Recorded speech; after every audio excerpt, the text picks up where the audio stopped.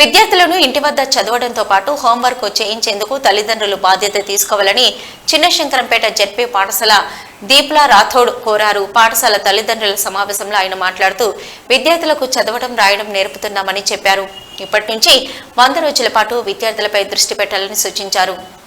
తెలివితేటలను మనం వాడుకోవాలి, లేకపోతే ఏమైతుందంటే ఫ్యూచర్ లో ఈ విద్యార్థులు అటు ఇంటికి పనికి రాకుండా ఇటు ఏ ఉద్యోగానికి పనికి రాకుండా పోతే మాత్రం రేపు మీకు తలనొప్పి అవుతుంది.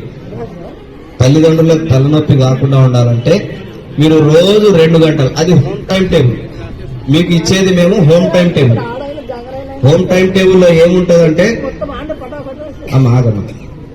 హోమ్ టైం టేబుల్లో ఏముంటదంటే డైలీ తెలుగు నుంచి సోషల్ వరకు వారికి ఎంత చేత అవుతుందో ఆ చేతనైనంత వరకే ఇస్తాం, అంతే వరకు ఇస్తాం. ఆ వర్క్ ను చేస్తుండా లేదా ఆ టైంలో కూర్చుండబెట్టాలి. రాయడమో చదవడమో ఏదో రీడింగ్ ఆర్ రైటింగ్ యాక్టివిటీ అనే ఉంటాడు పిల్లవాడు. ఆ 2 గంటలు చూసుకోండి. ఈ నెల రోజులు వదలద్దు మీరు. మేము ఒక నెల రోజుల టైం పెట్టినాం కదా. రీడింగ్ రైటింగ్ యాక్టివిటీతో పాటు ఒక చిన్న కాన్సెప్ట్, దానికి ఇది ప్యారలల్ సమాంతరంగా నడవాలి. మళ్ళా కేవలం చదవడం రాయడం అంటేనే అసలు రాకపోతే మళ్ళా వెనుకబడిపోతుంది.